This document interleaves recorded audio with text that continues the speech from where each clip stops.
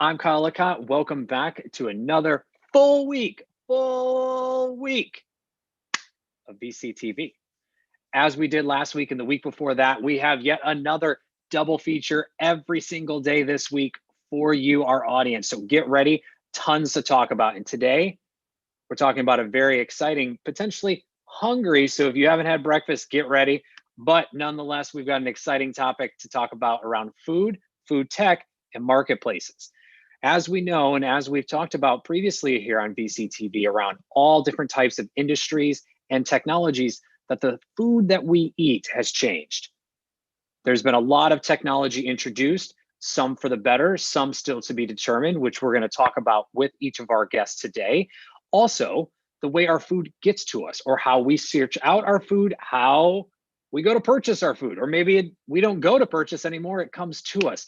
Marketplaces, how we look to buy our food, where we get our food, and how it gets to and from us.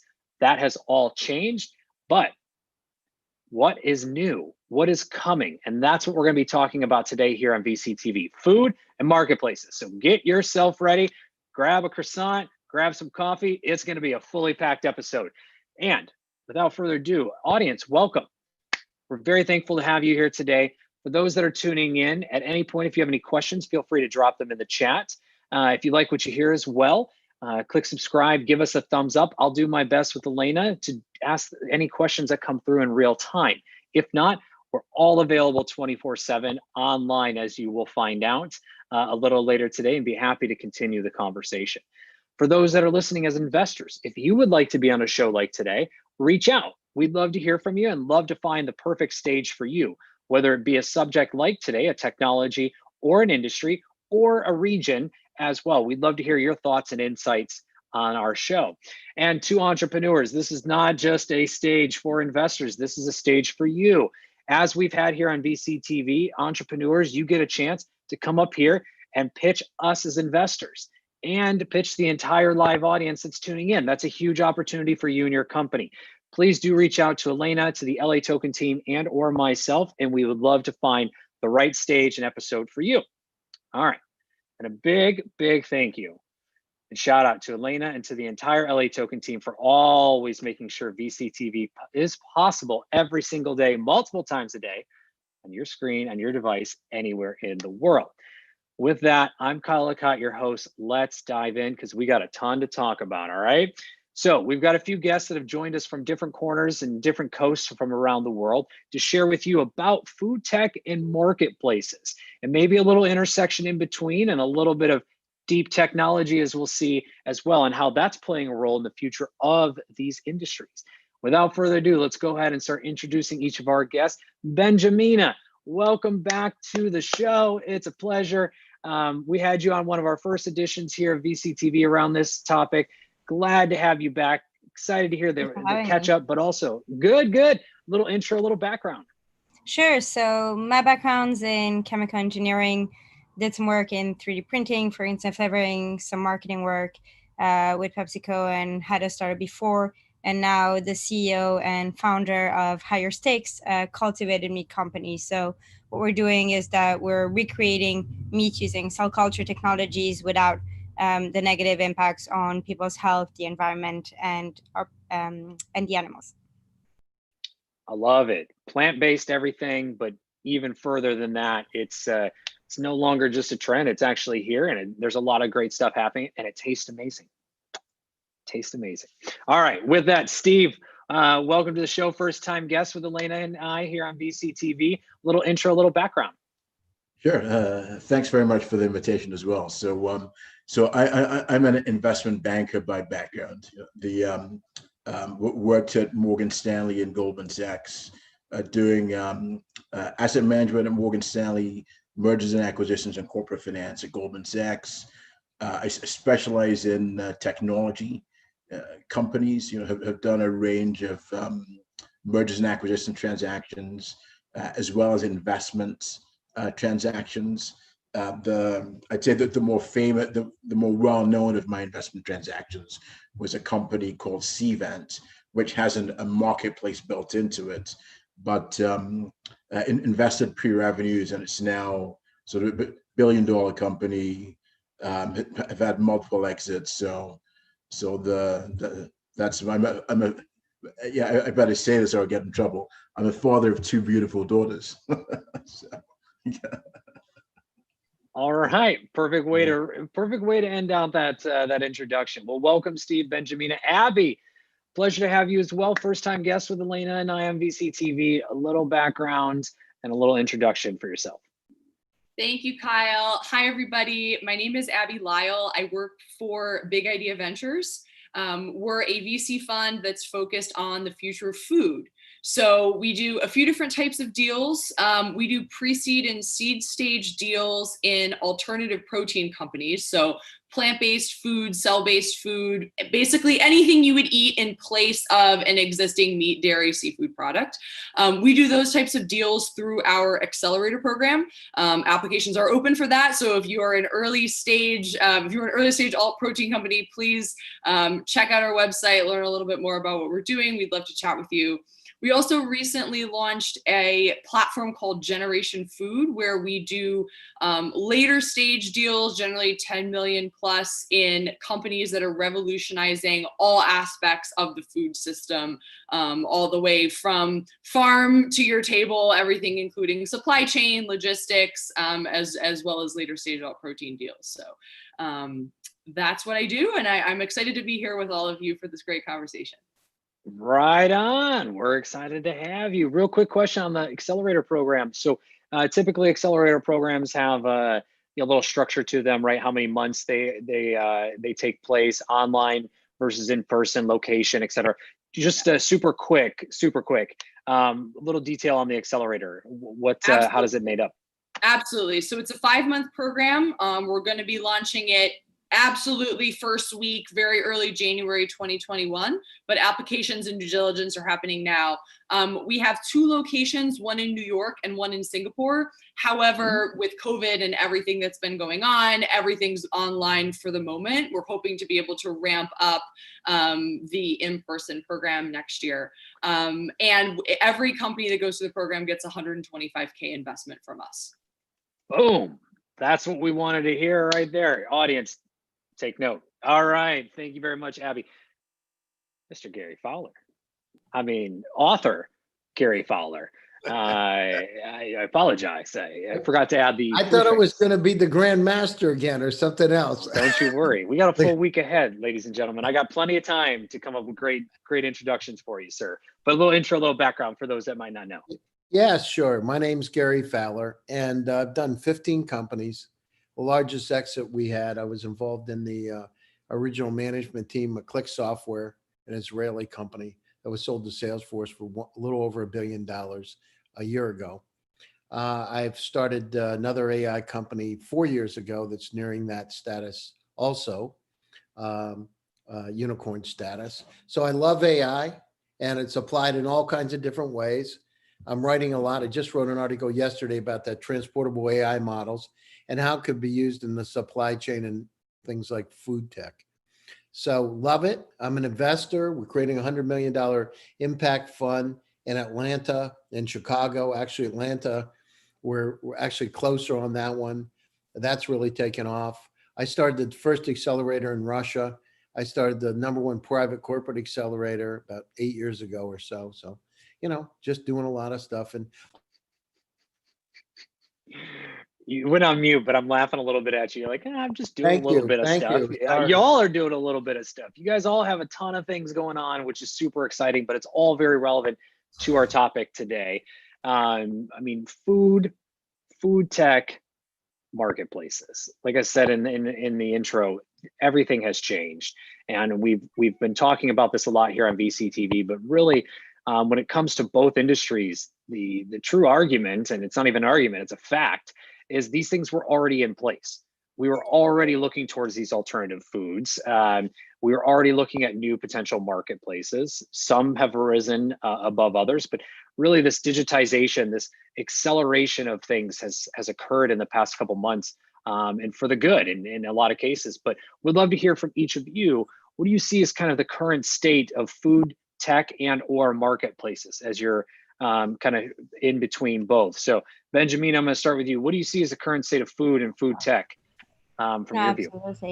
Absolutely. So as you say, I think there's a lot of trends that were already starting, but really have accelerated in the last few months. And we've seen that particularly with cultivated meat, in that when we speak to people, they really understand why we're doing what we're doing. And when we talk about things such as antibiotic resistance, they understand why it's such a danger, why we need more alternatives. And I think whereas before some people still doubted whether consumer will accept what we're doing, I think now there's no more doubt. When we speak to investors, they never essentially anymore question whether the consumers will want this or not. And I think that's been a major shift.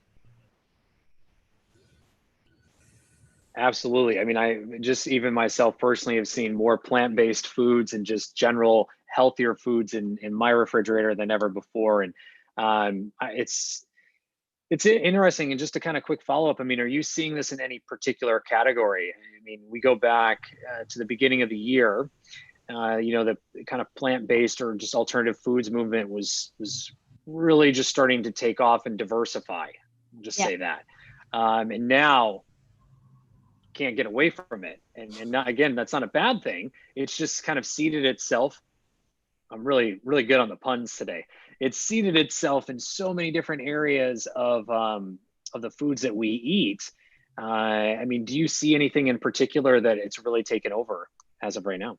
That's the thing. I think it's in a lot of areas. So not just plant-based, so obviously cell-based where we're at, but also across innovation across the supply chain. But even on the conventional meat side, people really pushing for innovations that are making it more sustainable. So while we're the more longer term view, people are still looking at how to address what is there now. And really trying to push that from all different angles. And I think that's the thing. It's that it's not just one area. People are really realizing this is a massive problem and we need to tackle it from everywhere we possibly can. Because it affects the entire value chain, as you said. I mean, and we're going to get to this with everyone else in just a moment, but I'm going to nerd out with you for just a second, because there's a clarifying question I think that we should establish, and that's the difference between plant-based and cell-based. You guys work a lot on the cellular level, which is phenomenal, and people should definitely check it out if you haven't, some of the research that they put together.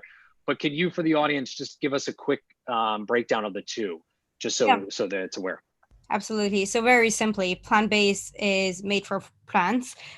So Beyond Meat, Impossible Foods, anything that you see on the shelves at the moment as an alternative, if it's not insect or conventional, it will be plant-based. So even though some have kind of new technologies involved in it, it still is mostly based from plants. With cultivated meat, it is actually meat at the molecular level. So what we do is that we take a small sample of cells from the animal, which we expand and guide to become muscle, fat, and so on. So we are the same at the molecular level than conventional meat. We're just recreating some of the natural processes, but outside of the body, so that we don't have the same environmental, health, and animal welfare impact. Got it. Like I said, audience, if you haven't had breakfast, whoo, I hope you had, because I'm getting hungry. All right. Thank you very much. You can watch as well our bacon and pancake tasting video if you need some inspiration for breakfast. Oh, agreed. I'm struggling here. We'll definitely get that video too and share it with everyone just at the right time, so you just really can embrace it. Thank you, Benjamina. Steve, I want to come to you next. So current state, I mean, you've invested in Marketplaces, a $1 billion+ company. Congratulations on that as well. What are you seeing as the current state of Marketplaces today? Well, so marketplaces tend to be somewhat resilient, resilient meaning that, they have this capability to bounce back, and the reason for that is that you have so many players on both sides of marketplaces. So buyers and sellers or service providers, there's so much of a value and a critical mass that's built up that that they can be impacted by the economy, but they tend to bounce back. I think a prime example is Airbnb, right? So Airbnb got hit in March, when when the travel ban was announced. I think revenue, I think that they took something like they lost something like 1 million bookings, something to that effect, right? But in July, last month, their sales were up 20% over the prior year, and obviously they're going public now. The tech IPOs have done really well, despite what we've seen with COVID. So marketplaces tend to be very resilient. Obviously the world's biggest marketplace is Amazon, which this has an element of intersection with food, but during the crisis, Amazon has done actually what I would say is unfairly well, right, at the expense of a lot of mom and pops and sort of smaller businesses. But basically, marketplaces, tend to come back. Even so, I think the worst hit sort of sector for marketplaces has probably been travel. We've seen sort of, we've seen many travel marketplaces that have had significant sort of declines in revenues. But again, all the data that we're seeing from July is that they're coming back, right? And now from if you go earlier stage to sort of to sort of early stage to mid stage, venture type opportunities, it's certainly a lot harder to get those going, just because it takes a bit of an effort to build critical mass, but we're certainly seeing interesting opportunities as well. Now I'm not a food expert by any stretch of the imagination, but I did want to sort of highlight a deal that I've seen recently that I'm really excited about. I think in general, I think we're seeing a lot of exciting things happening in science, and the things that we're seeing happening in science tend to get drowned out by what's happening in technology, right? Or which shuttle SpaceX is sort of sending into space. But I think many more exciting things are happening in science. There's a company that Oprah Winfrey invested in recently called Appeal Sciences. This is a company that extends the shelf life of foods using plants. So it reduces waste. Overall, it has a kind of great impact on pricing. And obviously people's health. So there's definitely, I think that you'll see a lot more. We're seeing at least one large deal a week getting announced in the food space, right? And it's all about healthy food. So yeah, I mean, we're really excited to see what happens in the near term. Yeah, and I mean, I think to Benjamina's point, I mean, that's a big trend we've seen, right? That push towards the healthier foods and the drive towards it as well. And our marketplaces that we've seen over the last year plus have really started to highlight that as well, right? We've got more subscription services, more opportunities, more outlets that are carrying newer types of foods or alternative types of foods than before as well. And just going towards that farm to table or that healthier side as well. And from the marketplace side, I mean, you're calling it out right. We're seeing more delivery, more options than ever before, and more ways to get those types of things to us, which is fabulous and also just exciting to see. And whether you're in a major city or you're in a small town, you're now able to get access to these types of things, no matter your location in most situations. So that's yeah, you can see Uber. Uber's acquiring Postmates. I know Gary sort of mentioned Click Software. That's actually a company that I know very well. Just because so prior to this sort of in the very early phases of marketplaces, you had these sort of infrastructure guys. So the guys that gave us the beginning of the technology platforms that became marketplaces. So Click Software was one of those guys. It was a kind of field services business. We invested in a marketplace that provided technology installation services. We actually sold it to a Click Software competitor called Service Power. And that's I know him. Mark Duffin, don't you? Yeah, you guys know each other. Real quick, it's so funny. I got to say this, guys. It's so funny. Here, go ahead. When I started on the original management team and we were nothing as IET, and I named the company Click Software. It's so funny to hear other people talk about it. It is the weirdest thing, really. Seriously, normal company. It weirds me out. Normal company. Yeah, in a good way. There's a story behind every name. Let's put it that way. Abby, to you, I want to come over to you. I mean, you are everywhere in this space, from the companies that you guys have worked with to what you guys have invested into, the accelerator program, and then just the company in general. What are you seeing as the current state of both food and marketplaces? Because I know you're sitting at all of it. So what are you seeing as current state right now? Absolutely. Just to build on some of the amazing points made by Benjamina and Steve, I think we've seen a huge shift in the way that consumers are thinking about food and thinking about their eating habits as a result of COVID-19. And I think that, like you mentioned earlier, there's a lot of this stuff was coming anyway. A lot of it was stuff that was starting to happen anyway, but the pandemic has just further accelerated those changes and really underscored the importance of why those changes need to be made to the average consumer that might not have been thinking about it before, or might not have cared about it so much before.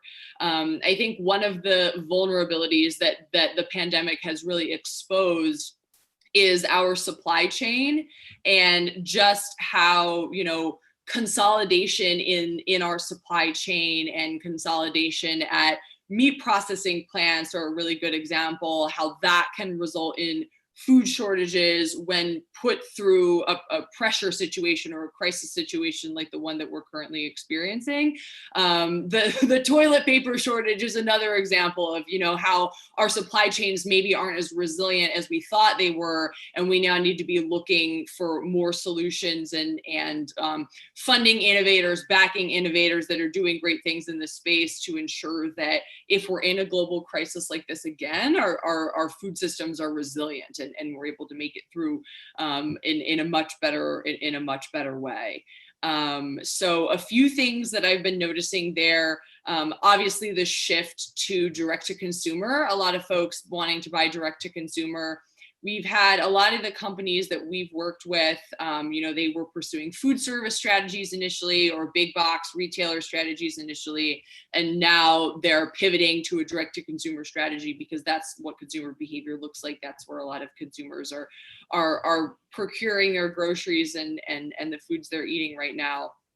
And then just a shift towards a healthier diet in general. And plant-based is certainly a huge part of that. There's overwhelming evidence that whole food plant-based diet is the way to go if you're looking to lose weight, if you're looking to be healthy.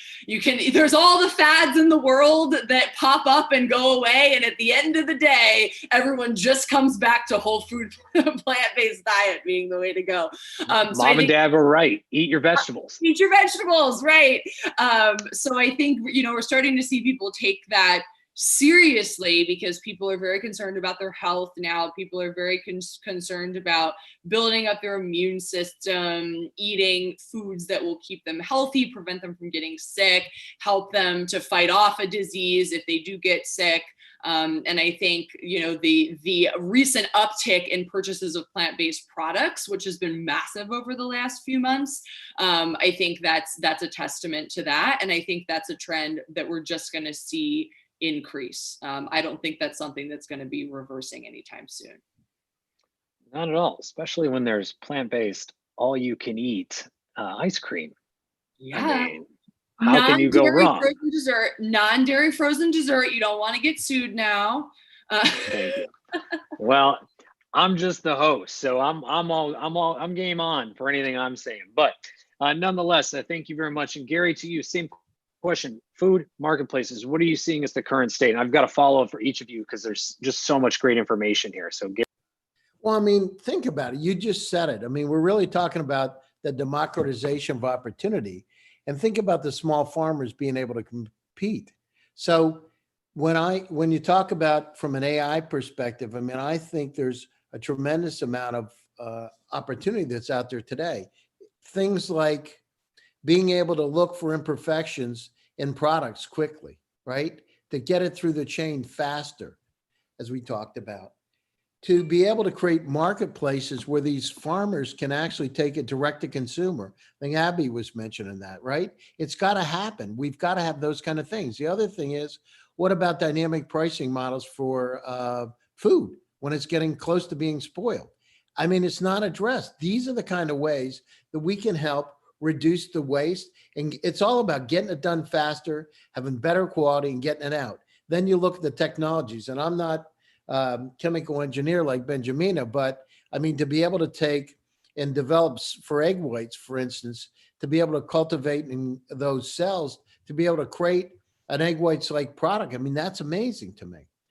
And we've got, we go back to this situation where the population of the planet was 2 billion 100 years ago, and it's 7.9 billion today.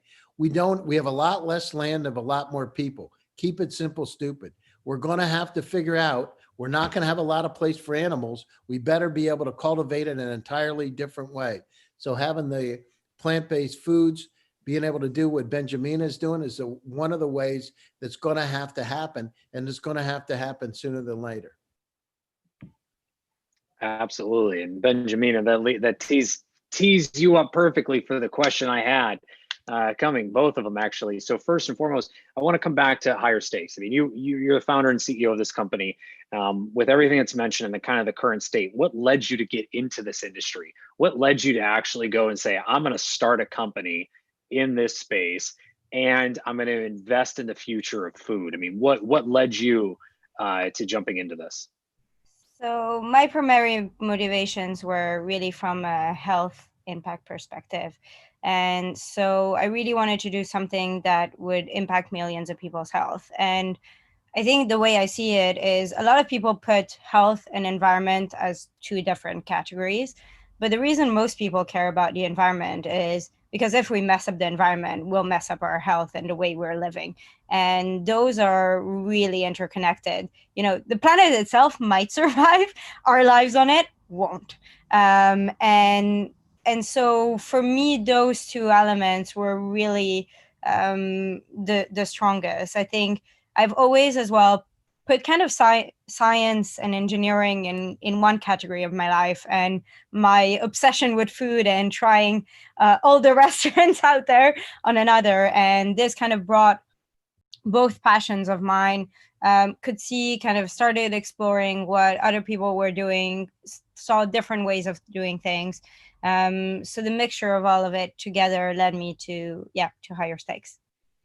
Which, as I was reading your bio pre-show, I mean, you mentioned a little bit of 3D printing and some of the stuff you've done in the past, which this is actually a question for the whole group. Benjamina's last on this one. She's already gone. So 3D printing, is it really something that's here, or is it something that's just a dream and a figment of our imagination, specifically around food, but also marketplaces? And the reason I bring this up is we've talked about it on previous episodes of VCTV, the idea of, hyper localization, dynamic value change, and these hyper local distribution centers, where in the future, but also sometimes currently, we're going to get to this 3D printing model where either at scale largely or smallly, some of the products that we'll order printed on demand and shipped to us. Again, hyper local, done locally, shipped locally.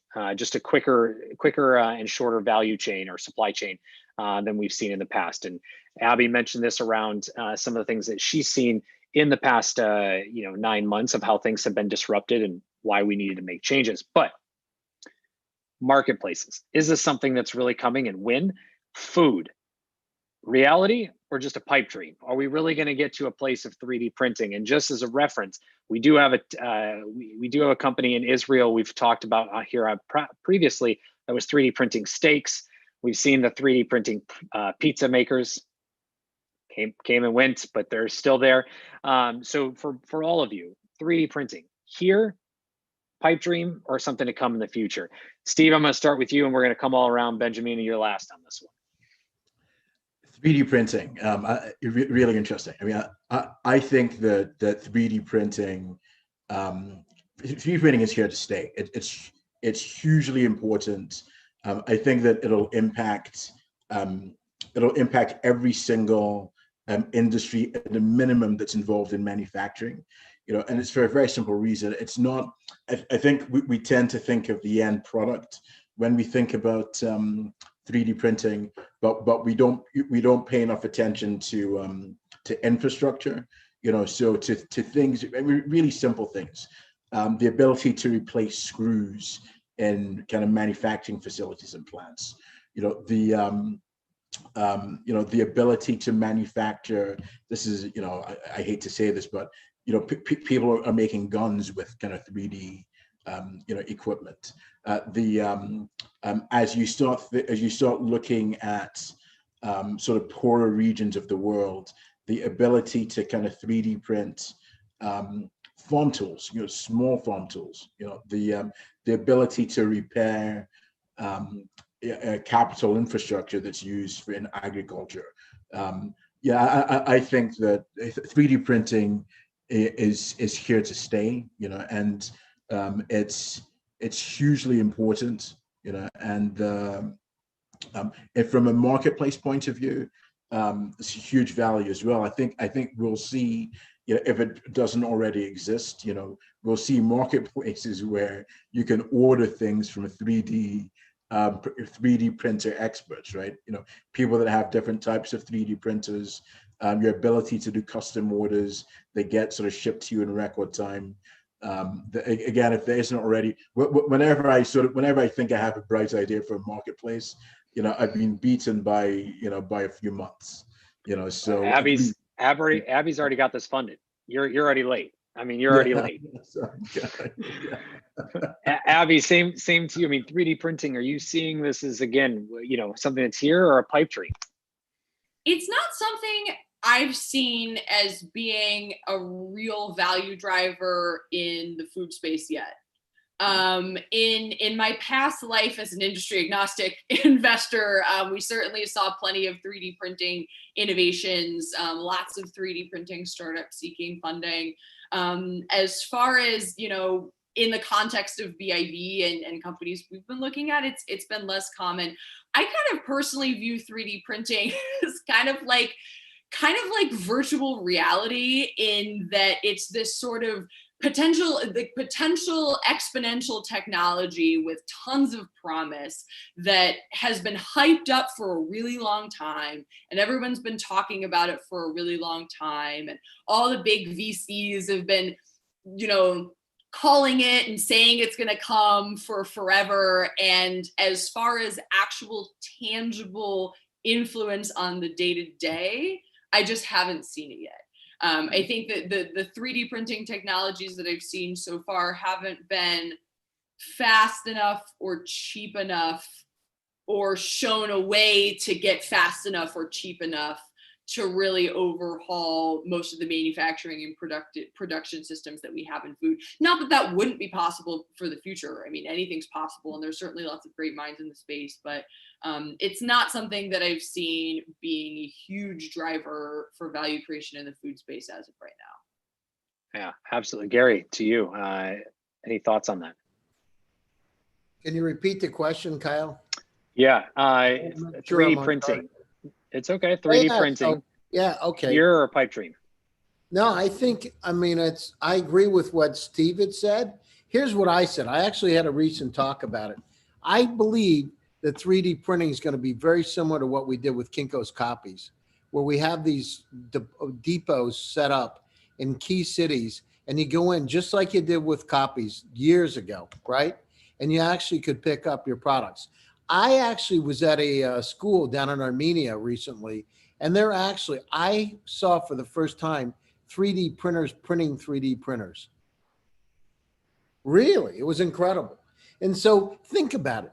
This is in our life, what's going to happen. First, it'll be, we have it set up so that we've got it like a Kinko's copies. But the next level, we'll have them in our houses. It'll be like the long time ago, the Jetsons. They had the ability to be able to, or Star Trek, to be able to print food. I mean, think about it. This was in the late 60s, right? It's going to happen. And it's going to migrate from a model of a copies where you pick it up and you've got a location in a city to your home when the costs start to come down. It's very, very exciting. I believe it's going to happen, and sooner than later. Benjamina. Right. I mean, I'll reflect a little bit on what's been said before. And I think from the food system perspective, everyone having a 3D printer to print food at home or really doing it for the mass scale is not something I see happening soon. If you think about our field, having someone, print steaks from cells at home, like, I mean, the cells take, 2 weeks to differentiate, like knowing what steak you're going to eat 2 weeks before. I mean, that's miles away the way I see it. But to kind of reflect a bit on what Steve said, I do see it really on more on the manufacturing perspective. And when we saw it with ourselves, so testing some materials to grow the scaffold on, we created all kinds of prototype bioreactors. And, if we had to go and get someone to do it, it would cost a lot more than just 3D printing tiny bioreactors, testing with it, printing everything we need, and makes things a lot more easy. So I think, yes, it's here to stay, but I think in a different way than people automatically think. And I think it will really be in the more non-obvious ways, and in the kind of, the screws and the testing and all of that people need. And I think it's good. Good for testing, and it will be really good as well when when people start moving towards better 3D printing of metals, which is already starting. Things like that will really help with manufacturing. So there's no doubt it's here to stay, but I think in a less obvious way than people think. Yeah, and I think you're all spot on. And with that, Abby, I do have a follow-up for you. I mean, part of what your accelerator program offers is a shared test kitchen.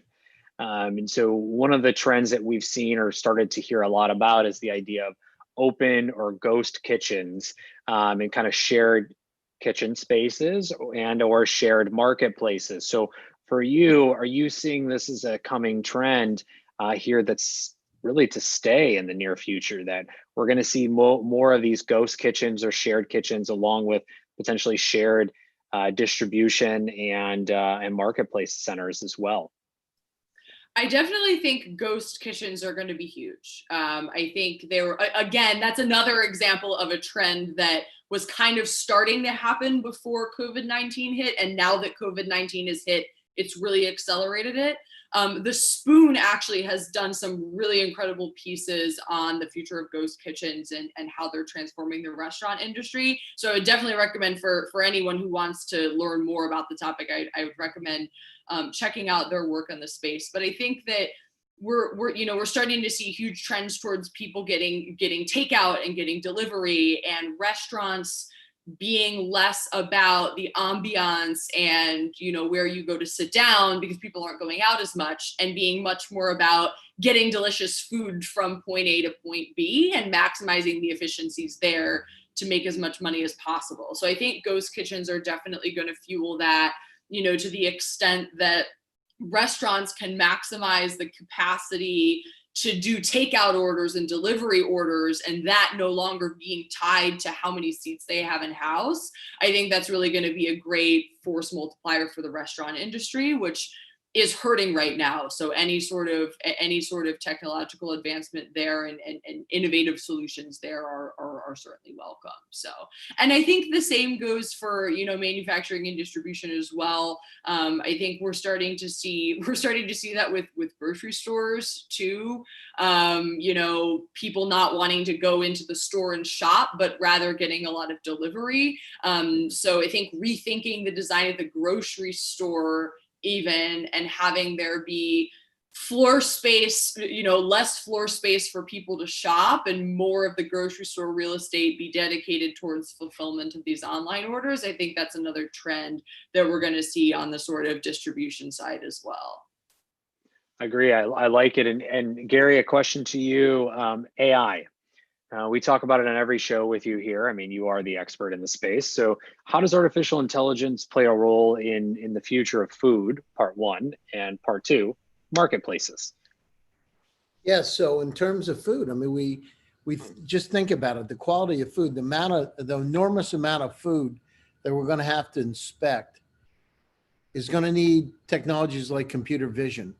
And to be able to do the similar, that article that I shared with you earlier, the transportability of AI models, those same models that we use in manufacturing can now be applied to areas like food, can be applied to medicine. So we need to we may need to make the system much more effective and much more efficient, and to be able to pick up where there are challenges. So that's door number one. And in terms of AI, I mean, look, from where it's grown to where it gets to your table, the system's not efficient, and there's a lot of brokers involved, and a lot of inefficiency in the systems. And using artificial intelligence to be able to optimize it, as Steve knows, is critically important. And we haven't done it to the level I believe we need to do it to. So that's the other thing. And the other thing we have today is, as Abby said, it's a different model, right? I mean, why can't it go? Why does it have to go to an Amazon? Why can't it just come to your doorstep, right? Why do we have these upcharges? And I believe there's going to be the system, the AI can help make the system more efficient so it can come direct to the consumer. And it's going to happen sooner or later.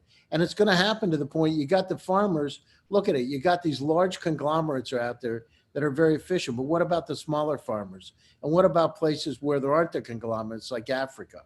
So I believe that AI can really help in that optimization around the world, and especially in the emerging countries. So it's a great opportunity. As I said, we got 7.9 billion people on the planet.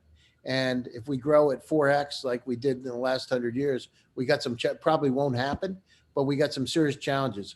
The land, it's going to keep diminishing. We got to figure out how to use it more effectively. So, and, as I said, for waste, right, with dynamic pricing models to be able to look for spoilage. I mean, now it's done like, oh, I think that meat's bad, but you got to really use a dynamic pricing model so you can figure out how to get that out to the market faster at the right price. So that's that part. And, we're in an entirely new world now. Think about what we've just talked about today. I remember 5 or 6 years ago when I had my first Boca burger, vegetable-based burger, and people were laughing. Now it's standard. And in terms of staying healthy, I think we're going to have a huge impact of having more plant-based foods and more foods that are used and created in the laboratories, right? Faster to get it out. And it does democratize the opportunity for all of us. So it's like from the creation of the food to the time it gets on your table, everything's changing. And this digital transformation has also helped with that, Kyle, right? Absolutely. I mean, the digitization of it all, right? That's the thing. It's all been affected. Yeah. I mean, think about it. Just think about it. I don't know how if you're like me, Kyle, but 6 months ago, I did not order from Whole Foods online. I didn't order that much from Amazon online, like food stuff, right? Right. Think about it now. It's like standard. It's totally changed. This gives us the opportunity. The vehicle has been put in place to be able to really optimize it and democratize it now for the farmers, right? And make it easier for the consumer. It's an incredible time. Well, and we're also seeing, again, back to hyper-localization, right? We're also seeing more marketplaces, as Abby pointed out, with D2C. We're seeing more D2C models of very local starting up, not just so big and macro, right? We've seen many pop up in the Northwest, some in the Northeast as well, but some in the Northwest that have been very focused on their cities and bringing that food from local farms directly into the local area or region as well. And we're seeing more and more of that to help with those supplies as well. And so Steve and Abby, I've got a question for both of you. Opportunities around investment.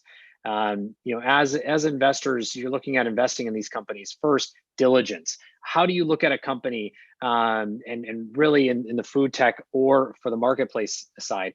How do you look at a company and go through diligence? I mean, there are some things that are a little different. And Benjamina, I'll come to you on this as well. I mean, you're dealing with a company that may be working with something on a scientific level. That's a little bit different than a typical SaaS based company. Let's just call it out what it is. On the other side, from a marketplace, looking at marketplaces today as to what they're going to become, to Gary's point, things are shifting and things are changing. So for investors, what do you look for when you're diligencing a company in these spaces to make sure that it's here for the long run and not just here for the now? And Steve, let's start with you, and then Abby, I'll come to you. Sure. So marketplaces are notoriously difficult, and what I would say in general is that unless you're very comfortable and really understand what you're doing, there may be, especially at the early sort of stages, there are easier investments to look at. Investing late stage is completely different from investing early stage. So investing in an Amazon, is probably, not too bad, not too terrible a bet to make, and the challenge with marketplaces is that there are various hurdles that you have to hit, right? So hurdle number one is, can you build scale in your marketplace? And that process is a time-consuming process of a lot of testing and a lot of failure, a lot of sleepless nights.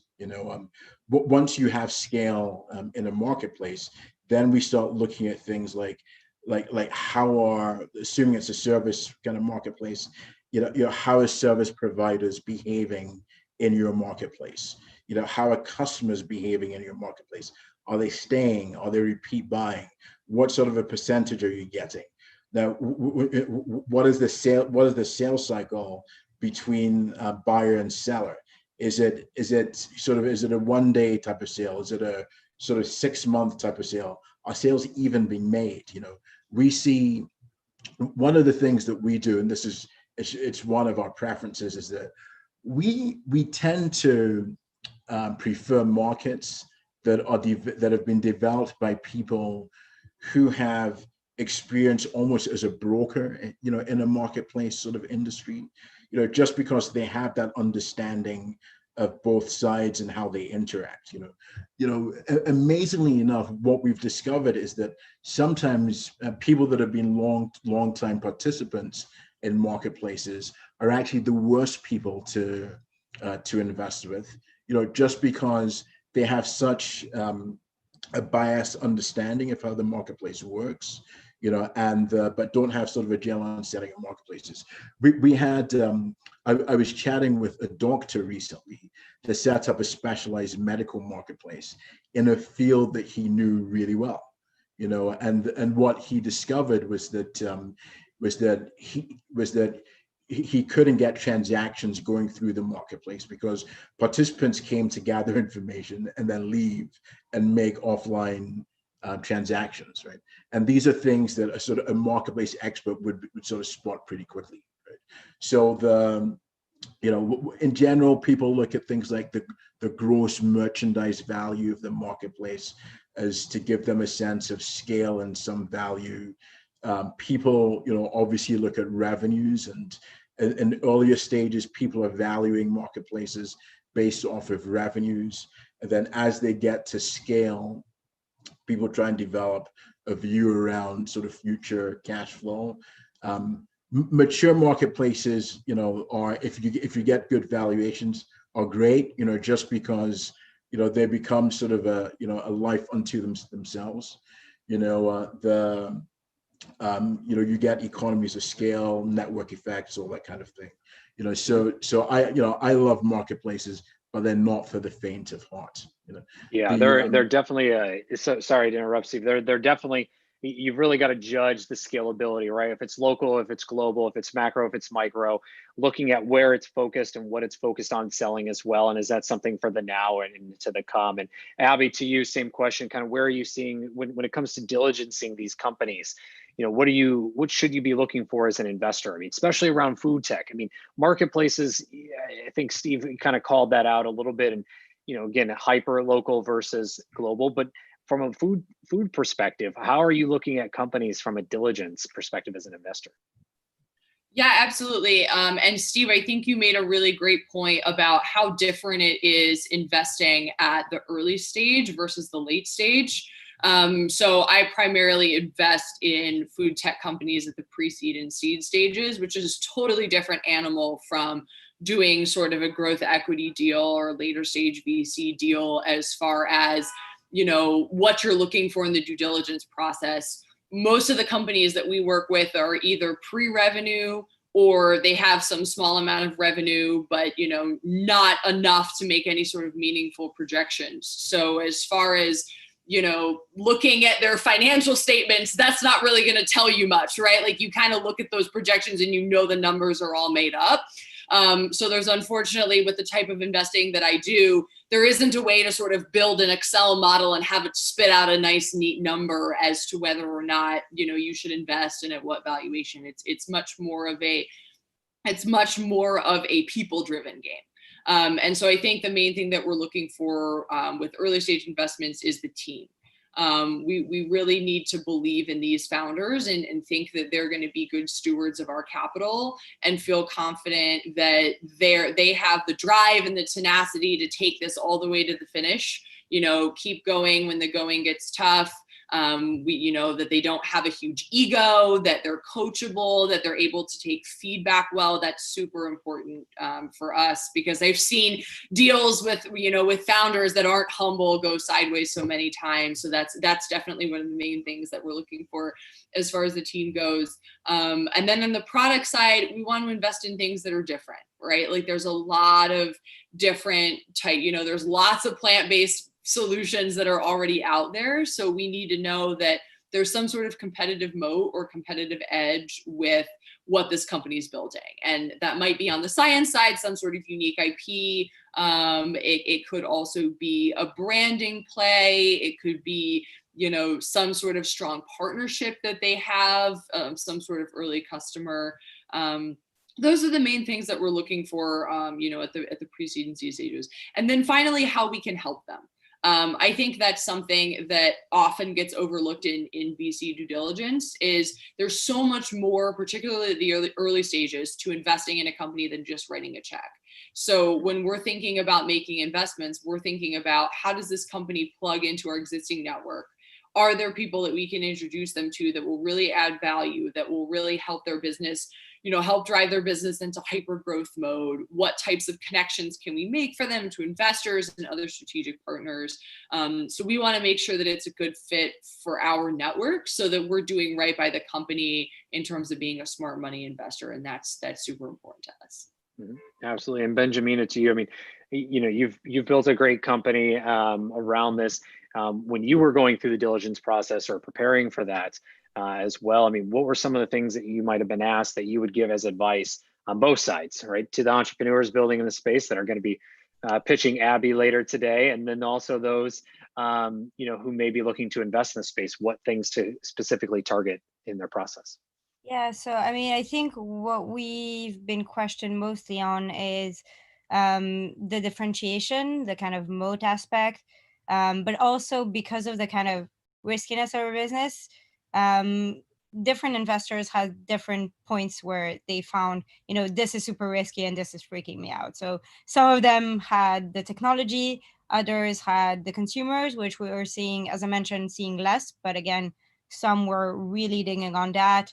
Others, it was the regulations. Others, it was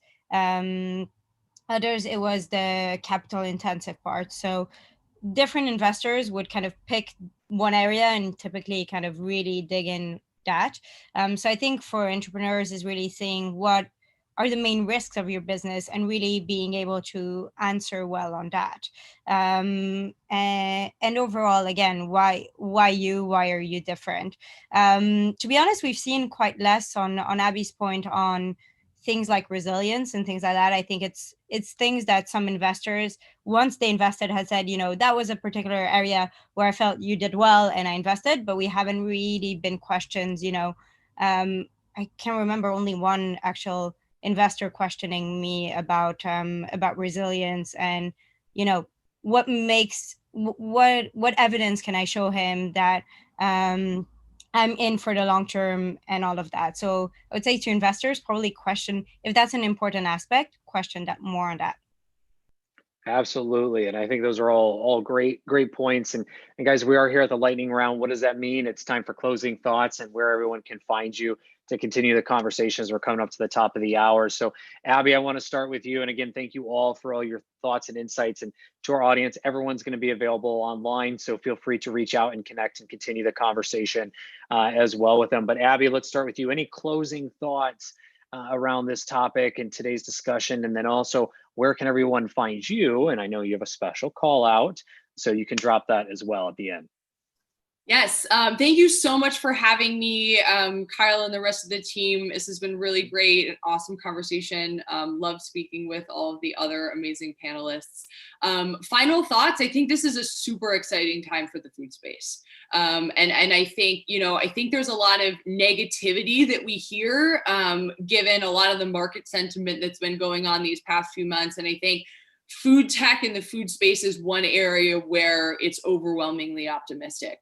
I think we're finally starting to see shifts in the right direction for people, for the planet. And I am super excited to be part of this journey and to be able to wake up every morning and do this as my career. So it's been a pleasure being here. If you would like to learn more about our accelerator program, please visit bigideaventures.com. There's lots of information there about the program, the investment, what we offer, as well as a big apply button in the upper right hand corner. As we also post a lot on our LinkedIn at Big Idea Ventures. So if you're interested in following us and hearing more about what we're up to, we post many times a week about all programming, everything related to Big Idea Ventures. So please follow Big Idea Ventures LinkedIn page. I only accept people that I personally know on LinkedIn, unfortunately, so please follow the company LinkedIn. And if you would like to get in touch with me personally, you're welcome to send me an email at abby@bigideaventures.com. And remember to add context. We talked about this last week on VCTV. Make sure you add context of where you found or where you discovered Big Idea Ventures and Abby. Yes. Definitely check out, and I will shamelessly drop their LinkedIn is gold when it comes to this industry. They do a fantastic job, the entire staff. Thank you very much, Abby. I've heard from founders day back that they really help you on the marketing. So I've heard a lot of good on that. Awesome. Thank you guys for your kind words. It's been so great being here. Absolutely. Thank you, Gary, another author. Quick closing thoughts, and where can everyone find you? Yeah, no, these are exciting times. And from the farm to the table, there's optimization needs to take place. We're looking for growth stage companies from all over the world. We're a venture studio, GSD, Get Shit Done Venture Studios. So we're curating those companies. We believe in diversity. We're building a $100 million fund, a diverse fund today. So looking for those companies. This is an interesting time, and the digital transformation has really pushed us forward. You can reach me, Gary at gsdvs.com, or check me out on LinkedIn. I'd love to hear from you. Thanks, Kyle, and thanks everybody for joining today. It's great. Absolutely. Steve, quick closing thoughts, and where can everyone find you? Cool. So, I mean, this has been really an exciting panel. I think that, as much as I'm a marketplace guy. I've been a marketplace guy for many years. I've sponsored conferences, spoken at conferences, taken companies public, sold them, invested in them, been on their board as chairman of one. There are probably more people struggling out there getting marketplaces off the ground than there are successful people. Happy to talk to everyone. If you're struggling and you want advice, yeah, I'm happy to talk with you. But I'm actually more, even though I'm not a food guy, I'm more excited about what's happening in science. As I said, I think that most people of our age will view the iPhone as one of the most exciting things that's happened in our lifetime. It really isn't. I think there are more interesting things that have happened in science and biology. The advances that we've made in gene therapy, this is more Benjamina sort of area, but it's just much more exciting. We'll be able to extend how long we live for. We'll be able to live healthier lives. It's absolutely amazing. Now, as far as getting in touch with me, on the investment banking side, you can reach out. You can get me at steve.o@capitalmergers.com. steve.o@capitalmergers.com. So we ourselves, we started. We don't even really super quick. Sorry, Steve. We're over time, so super quick. Yeah. Anything else? Just real quick. steve@crosswork.us as well. If you're a marketplace company looking to launch a marketplace, if you're at the late stage of a marketplace, check out crosswork.us. Wonderful. Thank you. Benjamina, close us out. Closing thoughts, and where can everyone find you? Quick. Food space is super exciting. We're always happy to connect with potential partners, potential investors, potential hires. So there's not many Benjamina Bullocks out there, so I should be easy to find. On LinkedIn, feel free to connect on LinkedIn or through our website. Wonderful. And definitely check out Higher Stakes. Also, make sure you check out Big Idea Ventures and the accelerator program that they have open with applications right now. All, thank you so much for joining us today and sharing your thoughts and insights to your audience. Thank you for tuning in. If you'd like to be on a show like today, please do reach out, either investors to share your thoughts or entrepreneurs to pitch each and every one of us. As we said, we're all available 24/7, 365 online. I'm Kyle Lacotte, your host. You can find me everywhere online at Kyle Lacotte. A big shout out to Elena and to the entire LA Token team for making VCTV possible.